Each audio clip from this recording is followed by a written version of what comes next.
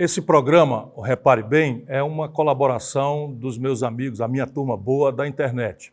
E a ideia é trazer para cá assuntos que interessam ao Brasil, ao brasileiro médio, ao nosso povo, ajudar o nosso povo mais simples a entender os assuntos estratégicos, graves, que muitas vezes são resolvidos em Brasília, sem audiência, sem dar atenção e passando por cima das coisas menos justas que você pode imaginar. Nós já conversamos sobre ciência e tecnologia. Hoje nós vamos conversar com dois dos mais qualificados homens públicos brasileiros sobre aposentadoria, sobre assistência social, sobre previdência social.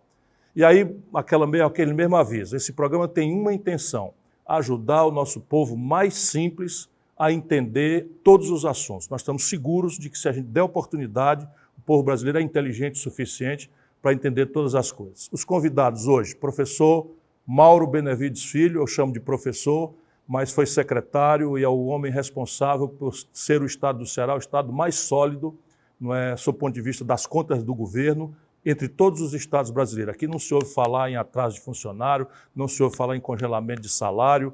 Alguma parte da reforma da Previdência que está se pretendendo fazer aqui já foi feita, eu estou gravando hoje aqui no Ceará, mas ele é um professor do curso de mestrado e doutorado da Universidade Federal do Ceará em Economia, é deputado federal, membro da comissão especial que está deliberando sobre a reforma da Previdência, e mais do que isso, ele tem toda uma compreensão, desde a coisa mais simples e rasa até como é que funcionam essas coisas no mundo inteiro. Professor Mauro Benevides Filho, muito obrigado por ter aceito o nosso convite. E conosco, também dublê de intelectual e homem público extraordinário, um homem que trabalha no bastidor do planejamento, toda a visão estratégica do estado do Ceará tem a presença intelectual, política dele, a capacidade de formular e, ao mesmo tempo, de ser muito simples na sua inteligência.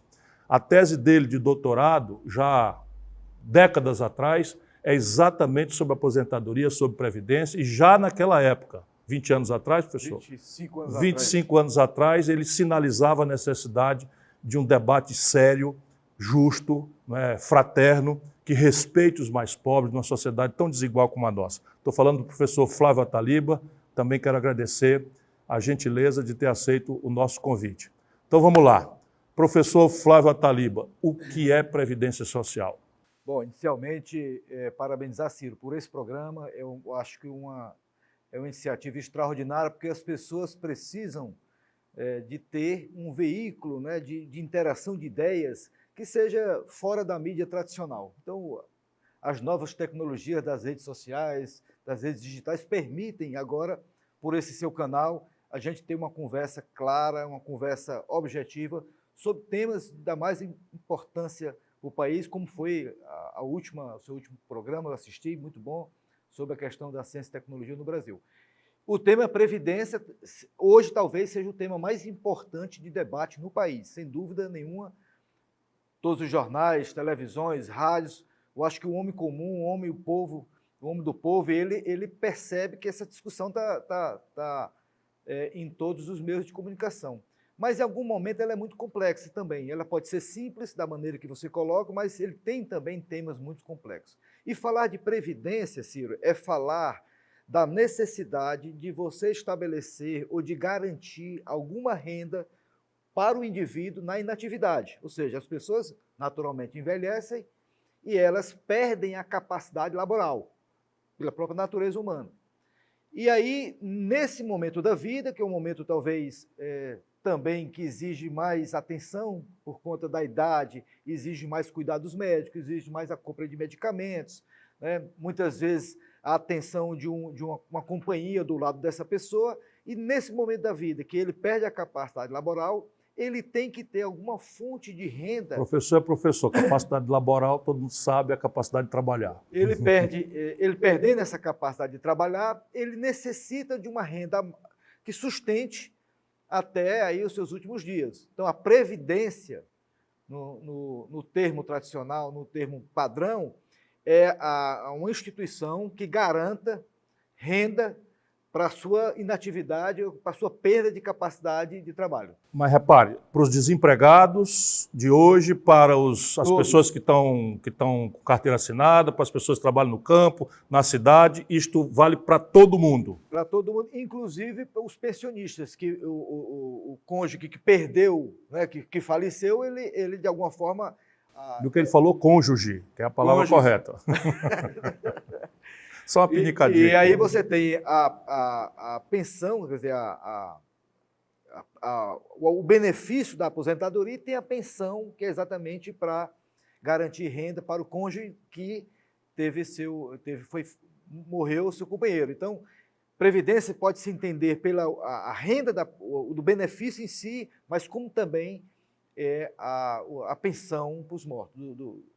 O que eu tiro da sua resposta, portanto, é que o assunto Previdência Social interessa ou deveria interessar a todo mundo. Todo mundo. Se esteja empregado ou não, tenha carteira assinada ou não, em algum momento ele vai ser objeto do assunto da Previdência. E só para complementar, Ciro, essa resposta ainda, o Brasil é um país muito diferente entre suas regiões, entre sua população, entre as atividades produtivas, as atividades de trabalho. Então, é muito difícil ter um sistema que atenda exatamente o desejo e as necessidades de todo mundo. Por isso que você precisa construir um sistema de uma forma mais inteligente possível, que possa absorver tanto o trabalhador da zona rural do Ceará, como o trabalhador de São Paulo. Você tem dimensões diferentes que essas pessoas buscam renda. Você precisa... Por isso que a Previdência se torna um elemento muito importante. Maurinho, que antes de mais nada, eu sou amigo dele desde garoto. Ele, garoto, naturalmente, que eu já sou mais velho, ele tem que obedecer os mais velhos. Então, a única tarefa da Previdência é garantir essa renda para quem não pode mais trabalhar, ou tem outra tarefa estratégica também envolvida nesse assunto? Eu queria primeiro dizer da importância, Ciro, que essa extraordinária contribuição que você faz ao país e para aquelas pessoas que estão lá mesmo procurando entender, mas não encontraram a forma realmente de ir na extensão dessa matéria que todo mundo fala, que é a Previdência. E o seu trabalho, nesse momento, dá a oportunidade e que é o que nós vamos, portanto, debater hoje. A Previdência no Brasil, ela tem 3 modelos. Vamos explicar para o trabalhador como é que está vigorando isso no Brasil e o que é que estão pensando lá na frente, que com certeza o debate vai evoluir. O Brasil tem 3 modelos. Primeiro, o modelo de repartição, que tanto vale para o regime dos servidores públicos, que é o RPPS, como, que é RPPS? Que é o regime próprio de previdência do servidor. Essa é a Previdência Social dos funcionários públicos. Exclusivamente dos funcionários públicos. Estados, inclusive. União, estados e municípios. É uma regra comum. Vai desculpar, é porque eu quero botar todo mundo na jogada. É uma regra comum que é estabelecida pela Constituição Federal, no seu artigo 40, que disciplina quais são as regras mestras que Como é o nome do bicho aí? RPPS? RPPS, Regime Próprio de Previdência do Servidor, que é um regime de repartição. O que é regime de repartição? Onde eu tenho andado, essa pergunta tem sido feita. Repartição é aquele modelo onde você, trabalhador, que está neste momento trabalhando, você contribui para um bolo e este bolo se compromete a pagar os aposentados de ontem e de hoje. Por isso que é repartição. Você deposita e ele é repartido para pagar aposentados e pensionistas que adquiriram seus direitos no passado. Ou seja, quem trabalha hoje paga o aposentado. Exatamente. E esse modelo de repartição tanto vale para os servidores públicos, ou regime próprio de previdência do servidor, mas vale também para o regime geral de previdência, ou seja, o regime do INSS, que todos nós... O regime geral da Previdência. Então, o regime geral da Previdência é o que paga o operário da construção civil, o agricultor... Todos os trabalhadores professor da escola particular, todos estão lá inseridos, que também tem característica de ser repartição. Ou seja, o cara que trabalha hoje paga o aposentado. Exatamente. E em ambos os modelos, quando a Receita não paga a despesa, tanto no servidor público, o governo entra e paga, dos servidores do governo federal, se não der para pagar, o governo vai lá e paga. E no INSS, apesar de ser do setor privado, Quando esse dinheiro não chega, o governo federal também paga, apesar de que no setor privado o trabalhador paga de 8% a 11% do seu salário e a empresa paga 20%, né, daquele mesmo salário e contribui para esse bolo. Quando isso não é suficiente, aí o governo federal também se compromete. Mas há um terceiro que já está vigorando no país, que é o regime de capitalização complementar, que é o quê? Para o setor privado, é aquele que você vai ao banco, alguém que quer fazer uma poupançazinha de R$500, de R$1.000, ou quem deseja ter mais dinheiro e colocar lá, você se compromete com o banco a depositar um valor durante alguns anos e essa estrutura privada lhe devolve esse dinheiro durante também um número de anos. Esse é o sistema de capitalização. Ou seja, nesse caso aqui, eu podia dizer que é o camarada poupa para ele mesmo. Exatamente. Ou seja, quem está trabalhando hoje guarda um pouquinho para o futuro, completar a aposentadoria dele. Só que no privado... O governo paga a aqui obrigatória. Aqui no privado não, o governo você chamou não de paga complementar. Pois não, vamos lá. O do privado só tem a capitalização dele próprio. Sim. No regime de previdência complementar do servidor público, esse regime de previdência complementar, ele tem a contribuição do servidor e tem a contribuição patronal, ou seja, no mesmo valor, repito, no mesmo valor que coloca o servidor, coloca também o governo federal e agora os estados, inclusive, estão evoluindo para isso. O que é que se está, portanto, definindo e qual é a tarefa da Previdência para o Brasil e para o mundo? É que, além dessa questão de equacionar essa estrutura fiscal, para o governo ter mais dinheiro para a educação, saúde e assim por diante, mas a Previdência complementar e a Previdência como um todo, ela pode gerar uma poupança adicional à economia brasileira, porque hoje o Brasil, para você, meu caro trabalhador, minha cara dona de casa também que nos escuta, o Brasil tem pouco dinheiro para fazer o Brasil crescer. A poupança é muito pequena. Para quem gosta de números, se você olhar o tamanho da poupança como proporção da riqueza brasileira, do que os economistas gostam de chamar de PIB, que é o somatório de tudo que se produz de bens e serviços em uma economia durante um determinado período de tempo, essa é uma relação muito pequena, de 14,5% do PIB. A maioria dos países é 20%, a China 40%, enfim. Então, a Previdência, meu caro Ciro, ele tem essa possibilidade de dotar a economia brasileira de ter mais dinheiro para as empresas, mesmo as pequenas empresas, tomarem lá seus empréstimos, criarem uma nova empresa ou expandir a sua atividade produtiva, e isso pode gerar emprego, isso pode gerar renda. Então, a Previdência ela tem essa segunda característica, respondendo, portanto, à pergunta que agora você me faz e a gente procura esclarecer esses vários regimes. Só que, para terminar, o que esta reforma deste presidente que está aí está propondo ao povo brasileiro é escrachar o trabalhador, e nós vamos já falar sobre isso, é uma previdência que acaba com esse regime de repartição, que é o mínimo de segurança que nós devemos ter, porque a capitalização sozinha é muita insegurança para o trabalhador brasileiro, mas lá na frente nós vamos explicar ainda mais. Então nós estamos, de novo, ainda naquela minha primeira preocupação. Por que esse é um assunto que deve interessar todo mundo e você que tem mais condição, ajuda o trabalhador, a dona de casa, a pessoa mais simples a entender para que ela se interesse de participar nesse debate. Tem duas questões gravíssimas que vão mexer com todo mundo. As crianças terão influência sobre isso no futuro.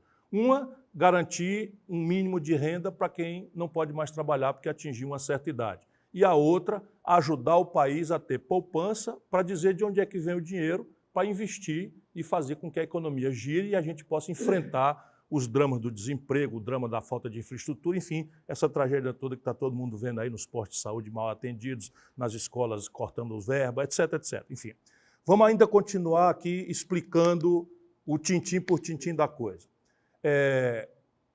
Quantos países do mundo, vamos pegar assim, os 60 países mais organizados do mundo, usam o regime de repartição igual do Brasil e quantos já evoluíram para esse regime misto?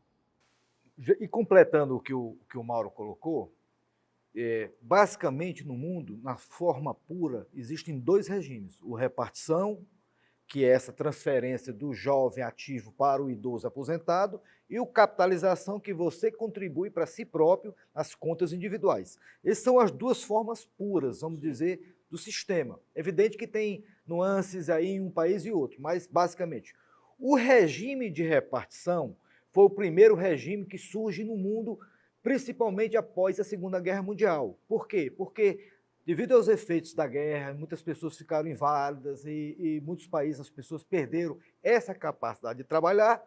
O que é que as pessoas pensaram nesses governos? Vamos fazer o seguinte, jovem, você que está trabalhando, vamos ajudar esse indivíduo que foi para a guerra, esse soldado que está inválido. Então, essa tese da repartição se espalhou no mundo inteiro, para os principais países, porque era, naquele momento, quando começa, Ciro, não tem nenhum déficit. Por quê? Porque está todo mundo contribuindo e quase ninguém é aposentado. Então, o sistema, quando ele começa, logicamente, ele é superavitário. E aí, para os governos de plantão, é uma ótima ideia, porque ele tem um caixa adicional. Isso não é difícil de entender, não. Quer dizer, quando esse sistema foi montado, você tinha 6, 7 pessoas jovens trabalhando muito tempo para sustentar um aposentado que não durava 60 anos.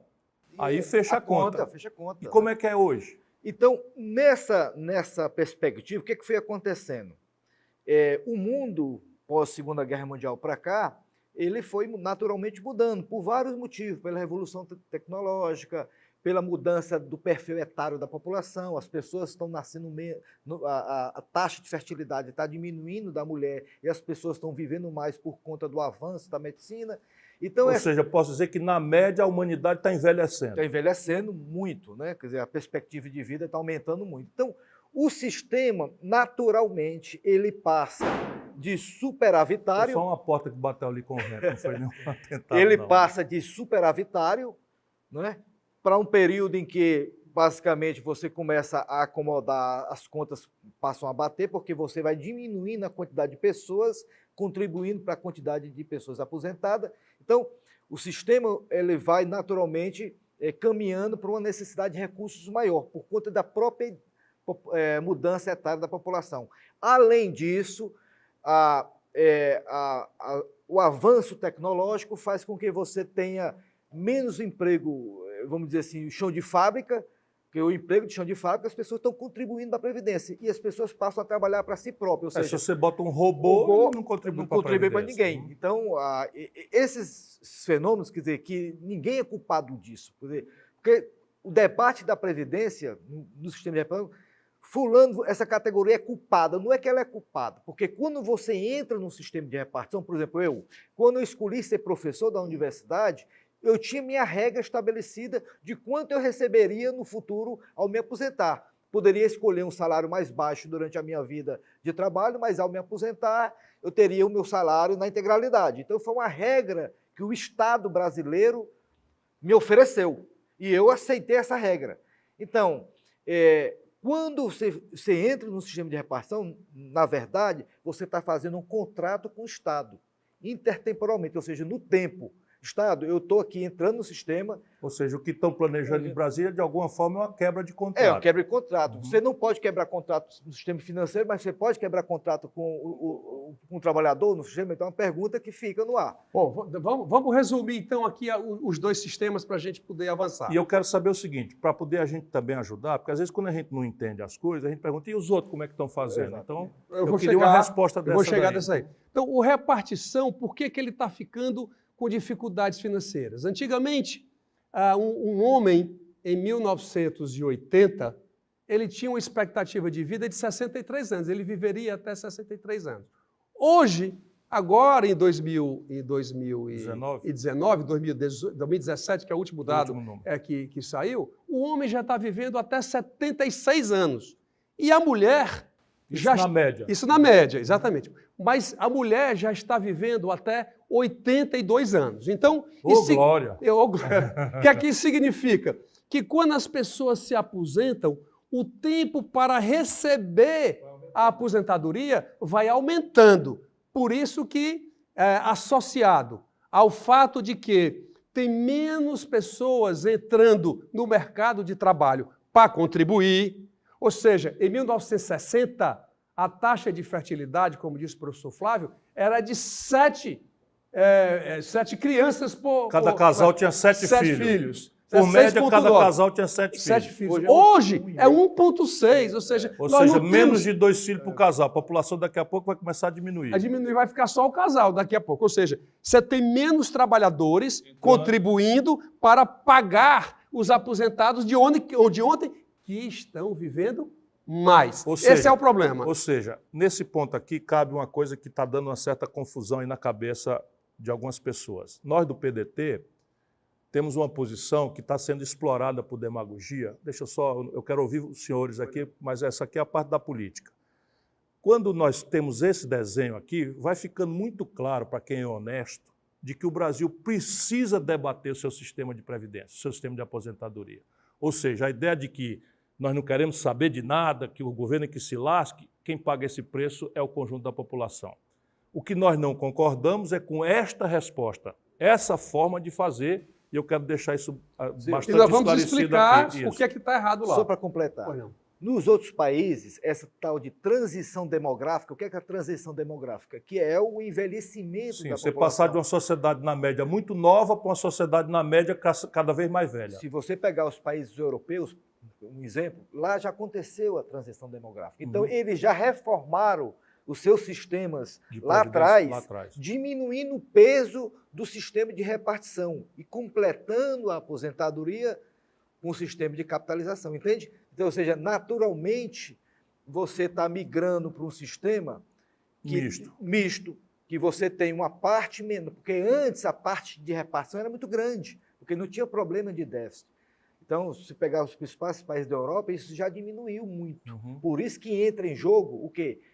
O sistema de capitalização. Complementar. Que é esse debate que está agora sendo trazido para o Brasil. Então, resumindo, o regime de previdência ou de capitalização, você, em vez de contribuir para o bolo, para ser repartido para os aposentados de ontem, a lógica altera. Você vai contribuir para uma conta sua, todo mês, em que você vai enxergar, tanto você coloca o dinheiro, como tem a contribuição patronal também. Na nossa proposta, governo não. Na do governo é totalmente absurda, porque ele retira essa contribuição. E no modelo, no nosso modelo, ele tem a contribuição patronal. Inclusive, o sistema de capitalização ele é complementar a uma faixa de repartição. Uma provocação aqui, Vamos mas lá. Essa esquerda antiga do Brasil diz que capitalização significa entregar para os bancos, privatizar a Previdência. É total, como não tem nenhuma contribuição a dar, eu acho que eles nem entendem o que é que estão... Pois é, vamos achar que eles não entendem, mas também não querem entender. Vamos ajudar o nosso povo a entender. Vamos ajudar a entender. Se você fizer uma poupança complementar, uma previdência complementar, isso necessariamente tem que ser privado, entregue aos bancos? Negativo. Isso pode ser um fundo público de administração pelos próprios trabalhadores ou servidores e que, portanto, buscarão a eficiência máxima ao longo dos anos para lhe prover a maior rentabilidade possível. Ou seja, pega essa grana e os próprios trabalhadores controlam e vão aplicar, vamos dizer, no investimento da economia para tirar o lucro extra que precisa. E lembrando que essa nossa proposta, ele é de capitalização, mas complementar a uma base de sustentação ainda do regime de repartição. Então, a previdência complementar de capitalização, complementando de repartição, ele tem essa característica de também fazer a economia crescer, sendo público, sendo seguro, porque o que está proposto agora, essa é outra diferença gritante. O atual governo está propondo acabar com o regime de repartição, está propondo fazer um regime de capitalização sem contribuição patronal, que será o arraso definitivo das aposentadorias futuras. E respondendo finalmente a sua pergunta, dos 60 países que eu, o professor Flávio e a nossa equipe pesquisou, desses 60, 59 países têm contribuição patronal. Espera aí, da minha hora aqui repare bem. Dos 60 países que os professores examinaram, 59 estão fazendo diferente daquilo que o senhor Jair 60 Bolsonaro... países representativos. Sim, os mais representativos do mundo. Provavelmente são todos, mas você pegar os 60 mais representativos. Dos 60, 59 tanto bota o dinheiro do trabalhador quanto bota o dinheiro do patrão Perfeitamente. na conta de capitalização. Isso. E o Bolsonaro está propondo, Tira. fica só a parte do trabalhador. Então está na hora de a gente conversar sobre número, Maurinho. Está na hora de conversar. Número. Mas vamos dizer, vamos ressalvar o 1. Quem Podemos é esse ressalvar? Esse 1 é o Chile, daí? que é o país de referência que o ministro da Fazenda, Paulo Guedes, ele sempre usa. Mas até lá, até no Chile, repito, porque esse sistema no Chile, que foi feito somente com a contribuição do trabalhador... E foi feito na base da morte, do assassinato, da ditadura, da tortura, da ditadura mais sanguinolenta da América Latina, que é a do Pinochet. Aconteceu em 1981. Isso. A reforma... Mas na que marra, hoje- matando gente, torturando gente, o diabo. E que cujo valor da aposentadoria Micou. está ao derredor de um salário mínimo, às vezes menor do que o salário mínimo. Ou seja, Ou seja, o total... cabo ganhava 5 mil, 4 vai mil, tudo, desce tudo para 1.000. desce tudo para 1.000. Exatamente, para o valor correspondente. Justo na hora que fica mais frágil, precisando do remédio e tal. Colocar um ponto. Então, só para terminar, Não. e até nesse país, até no Chile, Já está andando na nesse proposta. momento que nós estamos conversando, já está no Congresso Nacional a instituição da contribuição patronal, porque reconheceram o grande erro que cometeram com a população chilena. Ou seja, o governo do Brasil está propondo uma coisa que deixaria o Brasil sozinho no mundo. Esse é o resumo. Esse é o resumo. Se você não quer ver por um lado, vamos ver pelo outro. Dos 60 países amostrais do mundo, só o Brasil está propondo uma coisa na contramão, prejudicando profundamente, como eu quero dar números, para não parecer que eu sou muito crítico do governo, todo mundo sabe, mas eu quero, de novo, esse programa vai ter essa característica. Vai ser um programa para a gente ajudar o povo a entender, independentemente de gostar ou não de nós. Ciro, me permita voltar um pouquinho atrás ainda Não. nessa discussão, para a gente, vamos dizer, sedimentar o debate sobre o que é repartição, o que é capitalização e o que é um programa de assistência social. São coisas diferentes. O grande mérito de um sistema previdenciário é quando você constrói um vínculo entre o que você contribui e o que você vai receber lá na frente. Se você não tem claro esse vínculo entre contribuição e benefício, aquela contribuição que você faz hoje é entendida por você como um imposto, porque o benefício você não vê no futuro. Entende isso? Claro. Então, no sistema de repartição... Isso na cabeça do nosso povo é mais ou menos o que está dominando. Está dominando, O camarada exatamente. acha que é muito melhor se acertar por fora e não contribuir para a Previdência, porque ele não sabe lá o que é que vai receber no futuro. Exatamente isso. E ainda mais por seguinte motivo. Como eu enxergo a minha contribuição desvinculada de um benefício que eu vou ter no futuro, eu sei lá qual governo daqui a 20 anos vai me pagar o que eu coloquei agora, eu tendo a migrar desse sistema, eu tendo a sair desse sistema. Por isso que a informalidade é grande. Por quê? Porque eu não quero participar de um sistema que eu sou obrigado a contribuir, que eu não sei qual é o meu benefício. No sistema de capitalização é um pouco diferente. Eu tenho um vínculo direto, como se fosse uma caderneta de poupança, entre o que eu contribuo e o que eu olho todo mês na minha conta de benefício no banco. Então, o capitalização, ele reforça esse vínculo. Ao reforçar o vínculo, o que é que ele faz? Ele estimula A formalização. a formalização. Então, isso é uma diferença brutal que está acontecendo no Brasil hoje. Quando um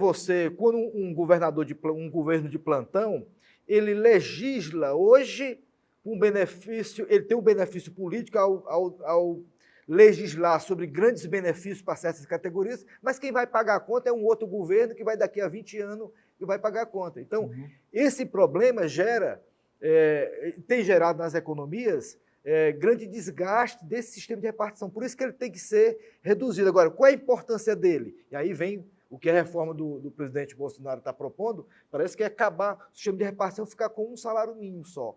O sistema de repartição também tem seu valor, também você não pode destruir. Por quê? Porque ele garante a renda aos aposentados durante as flutuações econômicas, ou seja, as crises econômicas ao vir, quem está no sistema de repartição, como é recurso do Estado, ele se sente mais protegido. Agora, qual é o tamanho dessa proteção? 3, 4, 5 salários mínimos? Aí vai se discutir, mas que ele tem que ter o sistema de repartição. O sistema de capitalização ele é mais suscetível, Ciro, às flutuações econômicas. Deixa eu organizar aqui um pouco a coisa, porque uma coisa, e a intenção desse programa, é você entender o problema. Exatamente. Aí depois eu quero evoluir na conclusão da nossa conversa, por que nós somos contra essa proposta que o governo está fazendo, já muita coisa foi dita, mas terminar esperançosamente dizendo que essa coisa tem saída e qual é a saída. Mas primeiro eu quero terminar aqui a primeira parte da problemática. Então, o que me enlouquece, e deve enlouquecer mais ainda o brasileiro médio, é você ter um governo pagando os artistas para falar bem da Previdência, gastando uma montanha de dinheiro para fazer propaganda, e basicamente uma chantagem. Que é o seguinte, ou reforma a Previdência já do jeito que nós estamos propondo, ou o mundo vai se acabar. E ainda é o seguinte, mentindo descaradamente, dizendo que se a reforma for feita, nós vamos gerar milhões de empregos que estão faltando para o brasileiro e tal. Mentira grossa também. Mas eu queria... E aí, do outro lado, você encontra também, porque isso aqui de endoidecer gente sã, viu? Do outro lado tem gente dizendo o seguinte, mentira, a Previdência brasileira não tem déficit, é lucro e tal. Vamos tentar ajudar o nosso povo a entender, né? Como é que é essa história, Maurinho? Você que gosta do número, vamos para número, eu não quero conversa mole agora não. Não que tenha tido aqui, é porque o debate está no Brasil desse jeito. Número. Quanto é que a Previdência arrecada, quanto é que ela paga, qual é o buraco e por que esse buraco está? Vamos lá, conversar. Vamos fazer, inclusive, dos dois sistemas, tanto do regime do servidor público, como o do regime geral de previdência do trabalhador privado. Os dois. O bolso é o mesmo. Os dois. Que paga, você já explicou. Não, é porque, por incrível que pareça, pelo menos nas oportunidades que eu tenho tido pelo Brasil afora, às vezes as pessoas não sabem que no INSS, como ele é exclusivamente do setor privado, tem muitas pessoas que não sabem que mesmo no privado, quando dá déficit, que é o governo federal que paga. Ele achava que isso era resolvido dentro do setor privado. Não é. É o governo federal que paga. É para me entender, é o mesmo bolso. Vamos lá. É o mesmo então, bolso. No governo federal, da contribuição que o servidor coloca e do que o governo coloca como patronal, dá um déficit de 93 bilhões de reais. 93 por ano. Por ano. Isso aqui não tem contestação, porque é simples. Espera aí, os funcionários públicos federais, entre o que eles arrecadam e o que é folha de nativos e dá um buraco de 93 bilhões por ano. Os militares estão dentro 43 disso? bilhões. Os militares estão dentro disso? Exatamente. 43 bilhões desses 93 são dos militares.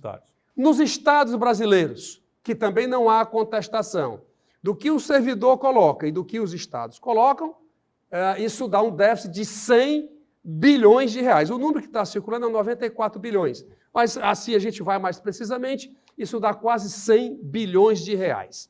No INSS, não. Aí há uma discussão, porque as pessoas confundem o déficit da Previdência apurado pelo regime de receita previdenciária e despesa previdenciária.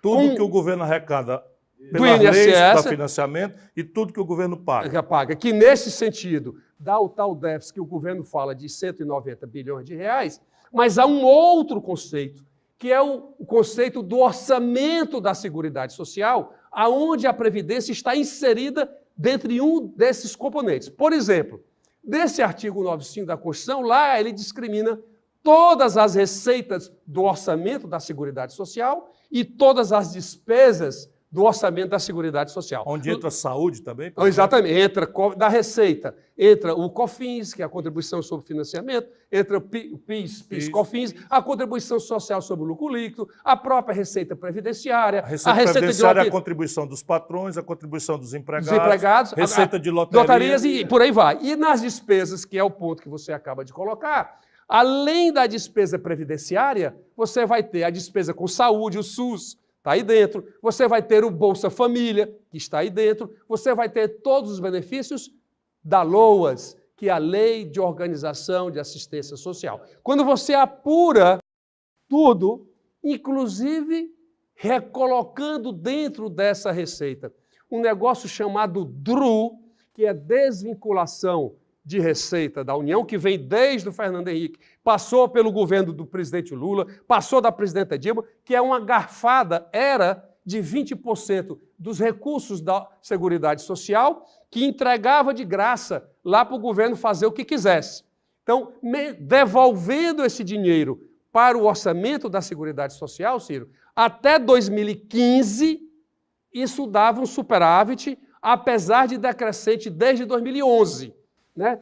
70 Ou seja, bilhões. até 2015, essa montanha de dinheiro pagava e ainda sobrava um tiquinho. Um chiquinho, 70 bilhões, 54, 36, Pagava 16. tudo, o SUS, a Previdência, E a até tudo. 2015 sobrou 16 bilhões. Aí 16, 17, 18 e 19, mesmo na sistemática de quem levanta de maneira diferenciada essa forma de ver a Previdência dentro do contexto do orçamento da Seguridade Social, mesmo nesse contexto, ele já vai em 2019 para aproximadamente 70 bilhões de reais. Não 70. são 70, não são 180, mas representa 70 bilhões com potencial de crescimento. Então, deixa eu, que é o meu papel Vamos aqui, lá. fazer o repare bem. Então, é o seguinte, a Previdência ela não quebrou do dia para a noite, né? Ela vem quebrando, Uma trajetória. porque está mudando o perfil da demografia, estão entrando os robôs, as máquinas, o desemprego Exatamente. muito grande, a informalidade.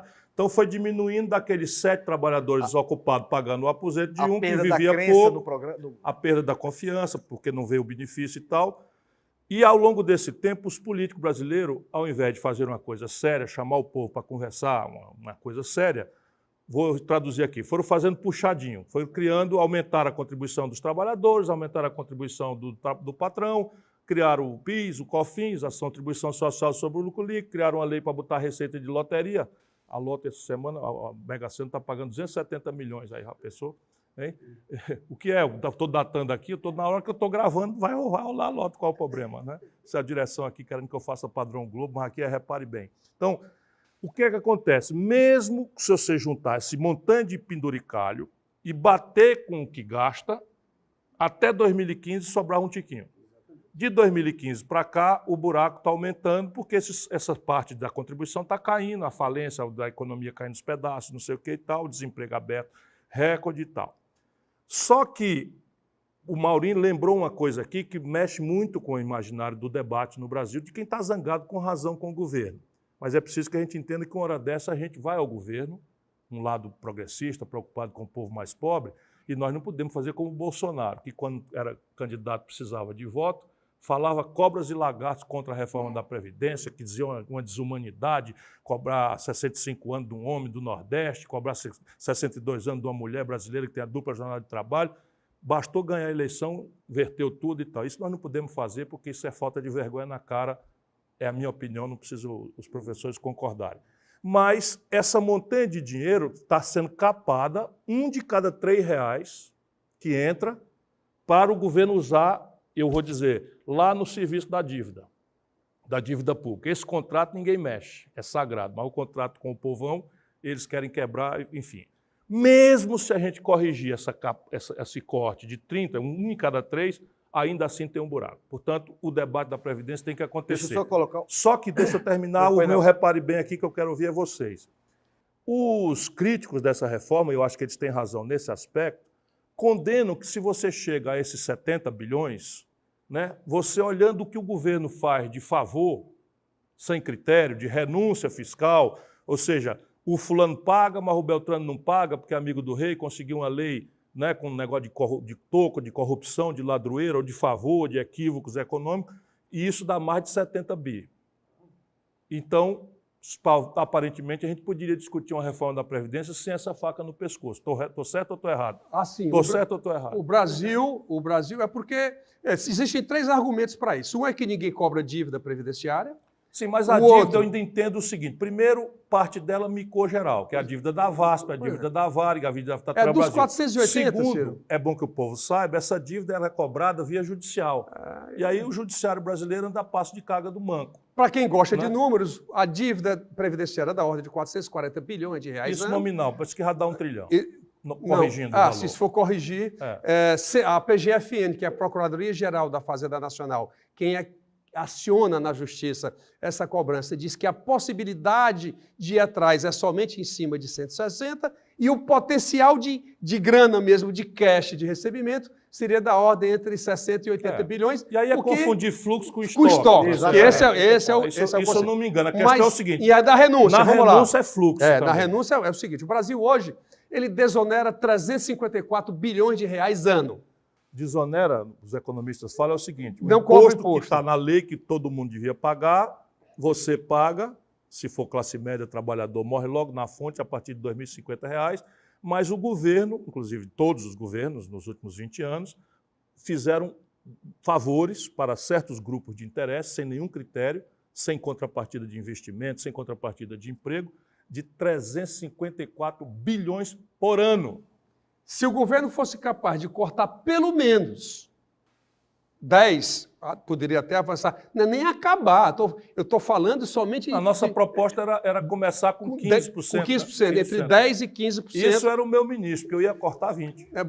Mas a proposta que nós tínhamos 20% combinado lá naquela época... Já gerava. Entendeu? Era uma coisa que é factível. A que senhor você quer servir? Essa é a questão. Entendeu? Então, se você cortar 20% das renúncias, dos favores que foram feitos para os grandes, dá 70 bilhões. Em 10 anos, como é que o Paulo Guedes gosta, é 700 bilhões. Resolve o problema.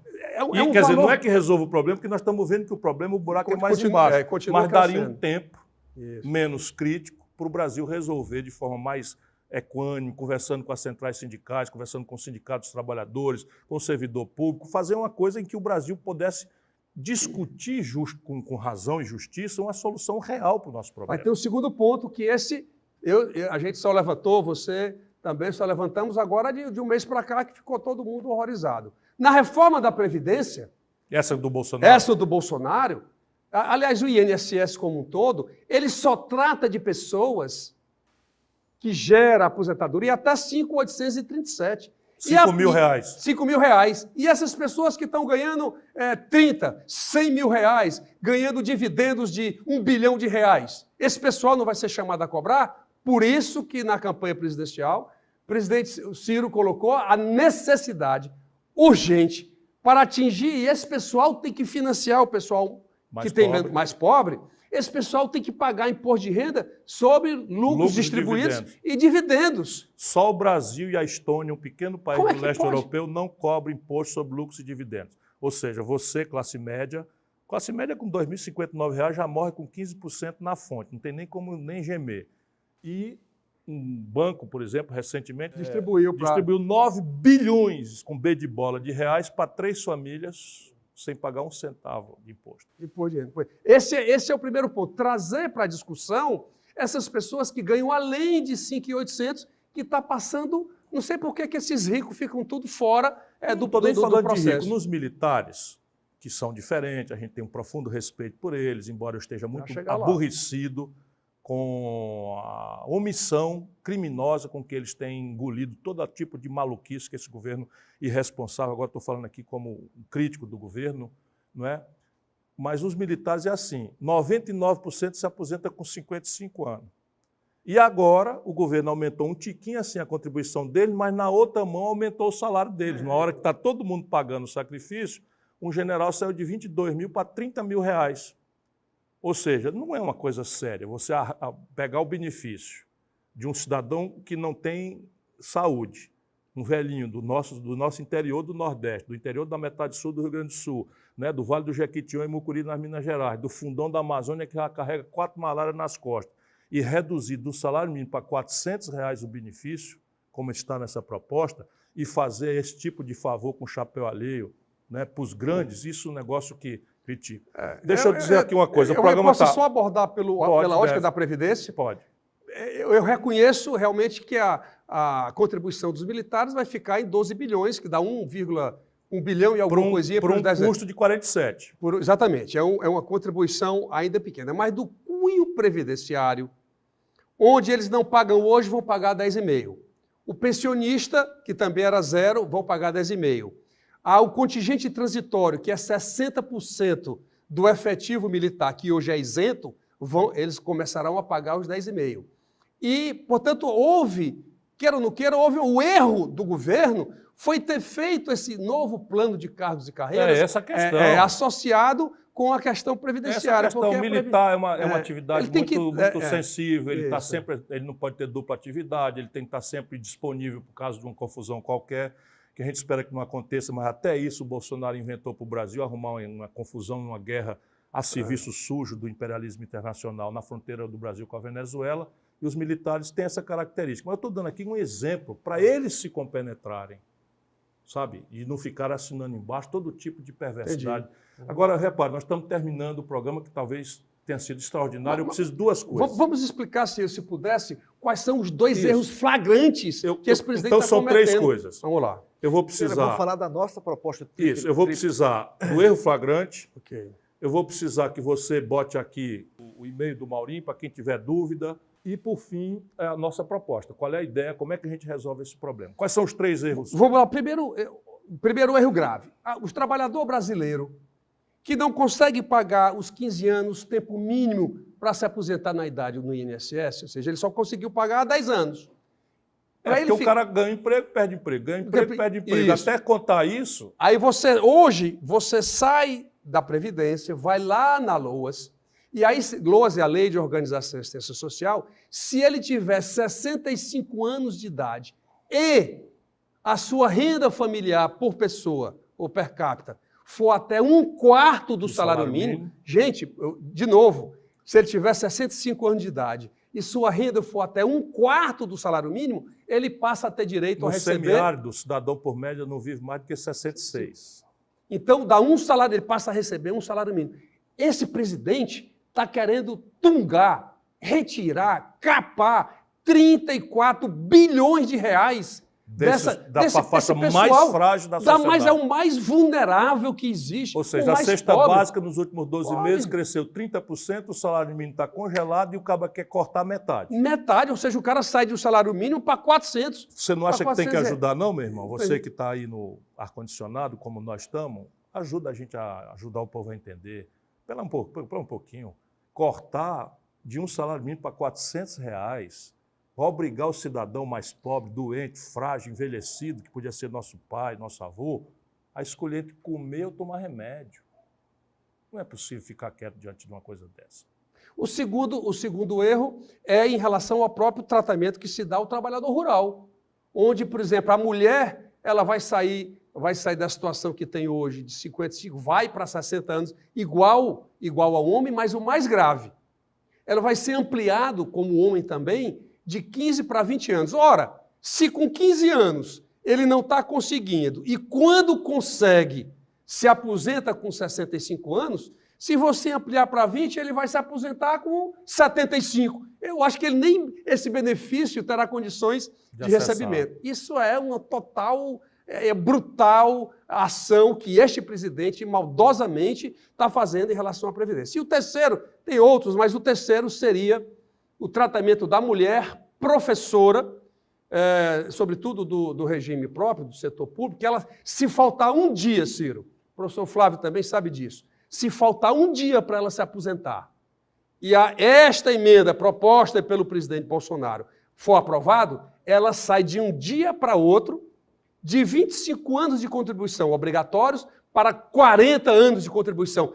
15 anos a mais, isso é uma afronta ao problema. Ou seja, não tem uma regra de transição para esse. Enfim, são 3 pontos que eram relevantes ser colocados. Diz aí o teu e-mail para quem tiver mais dúvida, então, porque aqui no vídeo é DEP de deputado, Mauro Benevides Filho, @câmara.leg de legislativo, leg.br. Então, o pessoal da produção aí bota aqui. Agora, aí quem tiver mais dúvida, porque a gente não pode esticar muito o programa, porque senão fica mais chato do que já é. Mas vocês estão vendo como isso é importante da gente discutir e ajudar o nosso povo a entender. Ouvir o chamado dos sindicatos, ouvir o chamado das associações de servidores e participar das manifestações para a gente fazer os deputados se sensibilizarem para não deixar passar um negócio desse tão grave. Mas não é que a gente acha que não deva passar. Já está muito claro aqui que a gente quer discutir o assunto. Professor, qual é a alternativa que a gente oferece para o povo brasileiro? Bom, vou falar aqui, se eu colocar algum economês, você traduz aí. Eu traduzo. Repare bem. O que é que um sistema previdenciário, na sua amplitude, deve possuir? Ele deve possuir 3 grandes características. Primeiro, atendimento à renda dos mais pobres. Ou seja, um programa precisa ser assistencial para aquele que não conseguiu, durante sua vida, contribuir o suficiente, o Estado tem que garantir o mínimo de dignidade para essa pessoa. Então, o sistema previdenciário precisa ter... Isso naturalmente depende de compromisso político. Tem gente que quer que cada um então, se vire. Ele precisa ter um pilar assistencial Ou de seja, combate à pobreza. O cidadão que não conseguiu contribuir, seja porque não teve condição de trabalhar, seja porque Diversos- por azar foi desempregado, seja porque adoeceu, seja porque interrompeu um dia porque ficou com a mãe doente, etc.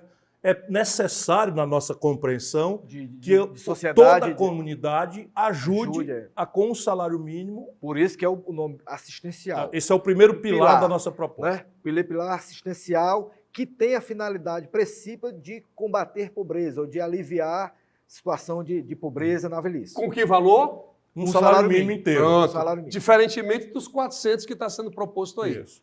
O segundo pilar mantém o sistema de repartição, que, como já foi dito, ele tem sua lógica, ele tem sua inteligência. Você já está lembrado, repartição, o trabalhador de hoje contribui para um bolo que é repartido para quem se aposenta. Hoje não tem limite. Isso. A nossa proposta, o segundo, um limite até R$4.000, R$5.000, que a gente pode e deve discutir fraternalmente, que praticamente engloba a esmagadora maioria dos brasileiros. No regime do RGPS, do regime geral do da Previdência INSS, Social, que é o do INSS. já existe um limite, 5.800. Sim. Mas no setor público não existe Não tem. limite. Então, é necessário, exatamente para corrigir tudo que nós Com discutimos uma devida aqui, transição. você tem um... Equalizar uma coisa para todo mundo, igual. O regime de repartição, então, ele é útil por garantir renda para as pessoas durante as crises econômicas. Sim. Você garante renda, um padrão da sociedade. Então, esse é o segundo pilar. Manter o regime de repartição em direção à Previdência Unificada para servidor público e servidor do setor privado igual. Que ele também serve como distribuição de renda entre as gerações. Sim. Porque ele distribui renda Perfeito. de um para outro. Então, ele tem sua validade. Não do tamanho que é hoje no Brasil. E o terceiro? O terceiro é o regime, terceiro pilar, o regime de capitalização de contas individuais. Ou seja... Essa adesão é voluntária? Pode ser voluntária e depende do regime. Que se adotar. Ou Agora, seja, você pode fazer até 5 mil, o governo garante, repartição como é hoje, e a partir daí, ou voluntariamente ou por lei, a gente pode discutir, você pode fazer uma previdência complementar, que é a tal capitalização, no nosso caso, pública, não privada, entrega ao conjunto dos trabalhadores para eles administrarem onde é que deve aplicar esse dinheiro. Com dupla contribuição. E contribuição do patrão, porque isso é uma aberração também a mais que a proposta atual traz. A inteligência que está por trás do regime de capitalização, como o Mauro já colocou, é que ele é funding para o desenvolvimento econômico. Ele é o quê? É fonte de poupança. Eu estou brincando. Para o desenvolvimento econômico. Então, claro. Ou seja, cumpre a tarefa de garantir a dignidade do cidadão que não pode mais trabalhar, mas também vai levantando a condição da poupança que a sociedade tem para financiar a infraestrutura, o investimento, a expansão das oportunidades de trabalho e emprego. Antes da crise de 2008, a grande parte desses recursos no mundo inteiro era investido em títulos de curto prazo. Mas com a crise de 2008, os fundos de pensão no mundo inteiro perceberam que o melhor investimento é investimento em infraestrutura de longo prazo, porque ele adequa bem quem está lhe oferecendo dinheiro, que só vai receber o futuro, e o retorno do investimento em infraestrutura, que é no futuro também. Isso. Então, eles se batem bem, se casam bem. Por isso que o Brasil, dependendo tanto de poupança nacional e recursos para investimento em infraestrutura, seria um grande instrumento para o nosso desenvolvimento econômico. Então, ele serve a essa outra função. Por isso que o modelo de AAA, ele tem... Quem trabalha no mercado financeiro, o Paulo Guedes é da área, sabe que nós não colocamos todos os ovos na mesma cesta. Só, claro. Exatamente, o tripilar é para você repartir em situações distintas. Diminuir o risco. Diminuir o risco da atividade. Então, o Paulo Guedes... Isso é justo, né? Seria justo. Isso é justo. Bom, eu quero agradecer muito, a gente podia passar aqui o tempo todo pela qualidade dos entrevistados. O que fica agora, eu sei que tem muita coisa ainda para ser melhor explicada, o Maurinho já deu o e-mail, o professor Geraldo Taliba, ou Flávia Taliba Geraldo, isso toda a vida... Porque existe um professor chamado Geraldo Taliba. Geraldo eu sei, o Flávio Taliba, que é um amigo querido de longa data e meu conterrâneo, né, nós vamos estar disponíveis para esclarecer, são os melhores especialistas no Brasil hoje. Por agora fica claro, esse é um assunto que interessa para todo mundo. Se você não percebe a utilidade desse assunto agora, se lembre do seu pai, do seu avô ou do seu filho, né? Essa reforma, do jeito que está, tem uma perversidade absolutamente inaceitável, por isso a gente precisa mostrar para os deputados, com respeito, com carinho, você tem que lembrar o nome do deputado em quem você votou e fazer um apelo a ele. Não é hora ainda de esculhambar ninguém, eu penso. Ainda está na hora, porque o assunto é complicado, ainda está na hora da gente fazer um apelo, né, um pedido, uma reivindicação respeitosa, mas nós precisamos atender o chamado das centrais sindicais, dos sindicatos, das associações e ocupar as ruas do Brasil para que Brasília possa nos ouvir. Muito obrigado aos dois. Obrigado. E muito obrigado a você mais uma vez por nos acompanhar aqui no Repare Bem.